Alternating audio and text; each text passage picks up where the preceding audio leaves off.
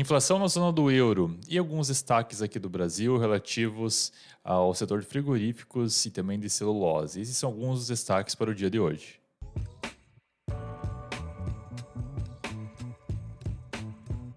Bom dia a todos, sejam bem-vindos a mais um vídeo na Valorama, 10 minutos de economia. Hoje, uma quinta-feira, com cara de terça-feira, né? Dia 23 de fevereiro de 2023. Sejam todos bem-vindos a mais um vídeo. Meu nome é Jader Giacomelli, sou especialista em investimentos aqui na casa e vamos dar início aos destaques, tudo aquilo que está movimentando os mercados no dia de hoje. Pois bem, pedi por gentileza só compartilhar a nossa tela aqui. Vamos lá então. Bom, quanto hoje a nível de mundo, nós vemos que a Europa está no campo mais positivo até o momento, Ásia e Oceania no campo mais negativo. Aqui no Brasil nós estamos subindo, vamos falar um pouco mais na sequência. Quanto ao nosso índice da ganância do medo, está em 62, o mundo ainda é ganancioso, mas sem grandes novidades, sem grandes movimentações. E nós vemos isso também através do índice do VIX, que está caindo 2% hoje na casa dos 21. E o dólar a nível global tendo mais um dia de alta, uma leve alta, 0,11% na casa de 104, o que não é muito bom para nós aqui no Brasil e para os países emergentes. Pois bem, e quanto à questão do calendário, sim, nós tivemos alguns destaques. Nós tivemos, começando então, vamos falar um pouco lá da Europa, foi a questão da inflação, né, que nós vemos que era esperado no core e no inflation rate, no caso o core, que acaba sendo a inflação que é excluído alguns produtos, como os produtos mais voláteis, como os alimentos, o tabaco relacionados e os alcoólicos também. Esse, no caso, era esperado um crescimento de 5,2 e veio 5,3, e o inflation rate, que é a principal medida que engloba todos esses produtos, veio em 8,6. Veio abaixo dos 9,2 divulgados em dezembro, então que é a base anual de 2022. Para janeiro, 8,6, que era o esperado, veio dentro. E quando nós temos aqui o gráfico relatando aqui nós vemos aqui em vermelho é a média da zona do euro, 8,6, que é a média de todos os países que englobam a moeda única, que englobam digamos assim, a zona do euro, toda a região. E olha só que curioso, nós temos alguns países como a Lituânia a Letônia e a Hungria que estão com sua inflação na casa de 21, com destaque para a Hungria que está em 26%. Então, nós temos países aí com inflação extremamente elevada. Por mais que nós temos a média 8,6, até se nós compararmos o percentual 10,6 que foi lá no mês de outubro, temos ela relativamente controlada. Não quer dizer que ela está 100% sob controle, muito pelo contrário. Nós vemos que ela ainda se mantém ainda em patamares extremamente elevados. E destaque de baixa, nós listamos aqui Luxemburgo com 5,8 e Espanha com 5,9. França também teve um aumento em comparação do mês de dezembro para janeiro, mas sem grandes movimentações. E se nós compararmos esse gráfico aqui embaixo, nós vemos a evolução da inflação, uma média ao longo do tempo, e vemos que ainda se mantém em altos patamares. Aos poucos vem cedendo, claro que é uma informação positiva para o atual momento, mas ainda há espaço. E realmente, quando você vê boa parte dos países, como a Hungria e a Letônia, em altos níveis, você vê que realmente ainda tem muito chão, tem muito para acontecer. Pois bem, aqui no calendário econômico, então, saindo um pouquinho da Europa, nós tivemos lá nos Estados Unidos a prévia do PIB. No Brasil, já vamos falar, mas aqui no Brasil, nos Estados Unidos, perdão, nós tivemos a prévia do PIB. Não é oficial ainda, é relativo ao quarto trimestre de 2022. Era esperado um crescimento de 2,9, menor do que o crescimento que nós tivemos relativos ao terceiro trimestre do ano passado, e veio 2,7. Sem grandes surpresas, mas lembrando que não é o número oficial ainda. Claro que números negativos nesse sentido indicam recessão, no caso a chamada recessão técnica, que acabou acontecendo em um momento do ano de 2022. Mas logo após foi dissipado e até o momento então não estamos considerando esse indicador, considerando o PIB, o crescimento da economia, da riqueza nacional norte-americana, nós não temos nenhum indício de recessão até o presente momento. Então, aqui no calendário econômico hoje, sem maiores novidades, sem maiores destaques até então, e contanto já adiantando no dia de amanhã nós teremos bastante informações, teremos IPCA 15, teremos confiança do consumidor aqui no Brasil e também teremos o preço, teremos o PCI nos Estados Unidos. Amanhã, quando for divulgado, nós vamos trazer, mas certamente sexta-feira, o dia de amanhã vai ser um dia com muitas informações para nós ficarmos de olho. E quanto aqui no Brasil, nós temos sim, alguns destaques. Ontem, inclusive, nós tivemos uma queda bastante acentuada de algumas empresas do setor frigorífico, entre eles a Marfrig, o JBSS. Vamos botar o gráfico aqui, vamos adiantar um pouco. Tivemos ontem a Marfrig caindo de forma um pouco mais acentuada, caindo 6,7%, a Brasil Foods, perdão, e a JBSS também caindo, vamos ver se eu consigo puxar aqui, caindo também 4%. O setor todo foi penalizado no dia de ontem e ficou alguns questionamentos do porquê. E o porquê está aqui. Houve sim um foco, segundo o que tudo indica, da a febre da vaca louca lá no Pará, em alguma fazenda por lá.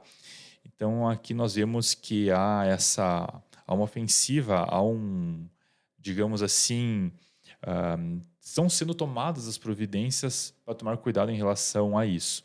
E claro que a partir de hoje vai ser proibido as exportações de carne. E aqui tem um mapinha que mostra os maiores compradores de carne bovina aqui do Brasil.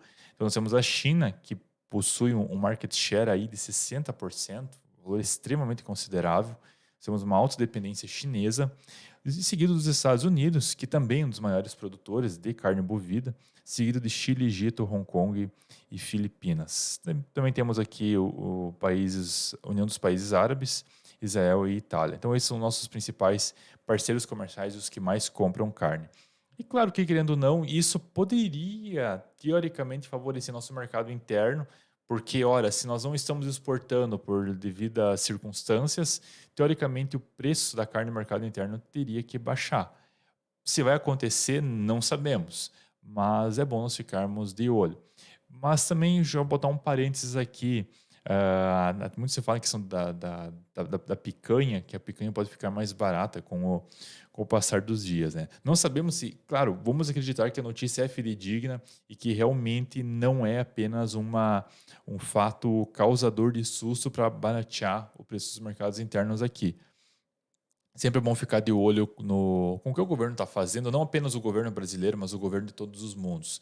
Nada contra o governo, mas sempre é bom nós ficarmos de olho, prestarmos atenção como que os governos estão se comportando. Então é uma dica que eu digo assim, daquilo que eu consigo observar no mundo. Os governos são necessários, todos os países têm os governos, mas é sempre bom ficar de olho e ver realmente como eles estão se comportando e tudo o que está acontecendo. Bom, pois bem, é o que está acontecendo hoje no momento. Nós temos a situação aqui desse foco dessa doença lá no Pará. Esperamos que tenha sido apenas pontual e não venha causar maiores prejuízos para nós e para a economia. Também, falando em economia, nós temos alguns outros detalhes aqui. Nós temos divulgação ainda do resultado hoje da CITIP da BR Food, da Minerva, da BIF, no dia de hoje. Então, também quem quer acompanhar, amanhã vamos trazer maiores detalhes em relação a esses balanços. E teve também duas informações, ou melhor, três informações que eu vou passar muito rápido aqui para nós não passarmos o nosso tempo, que são relacionadas ao setor de minério, que alguns fenômenos climáticos vão sustentar o preço do minério de ferro. Por quê? Porque quando tem muitas chuvas, se torna complicado pegar e fazer a mineração, então o preço do minério realmente pode como há uma, digamos, falta de produto no mercado devido às chuvas, aos excessos, faz com que o preço eleve. Essa é uma possibilidade. E boa parte do minério, segundo até a reportagem aqui, ela é retirada, né? Ela é explorada no hemisfério sul e processada no hemisfério norte. Então, é uma possibilidade sim no minério de ferro, para quem gosta desse setor, e também no setor de celulose, que está tendo incêndios no Chile e greve na Finlândia, podem segurar o preço da celulose, porque muitas florestas no Chile que exportam celulose estão em incêndio, um incêndio que consta a reportagem sem precedentes, né? E na Finlândia também está tendo greve por lá, é um dos países que acaba processando essa matéria. Então, para quem gosta mais de setor de celulose, é um bom case, é bom prestar atenção nos preços nesse sentido. E apenas um outro detalhe aqui, que também é interessante, que é sobre o que acabou acontecendo com as empresas, ou melhor, com as lojas americanas. As empresas não é recomendação de compra nem de venda, apenas diga-se de passagem, são apenas informações, apenas notícias. E tem algumas empresas aqui que já estão ajustando seus balanços depois das americanas, que constam, ou melhor, que possuem um risco do sacado em relação aos fornecedores, ou melhor, as que mais possuem o risco em relação ao sacado, comparado com o percentual dos fornecedores que elas possuem. Então, nós temos algumas empresas aqui listadas, a Rumo, a Ipera, a ESO, a CSN, a Magalu também.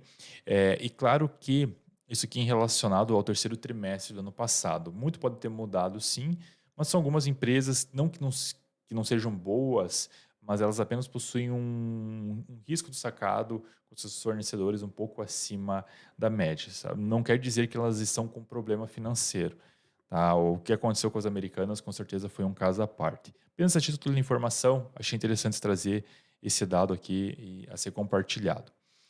Pois bem, outras informações aqui então, esses são os principais destaques, e nós temos aqui algumas notícias, né? Só mostrar os gráficos aqui para nós vermos como que o mercado está se comportando aqui.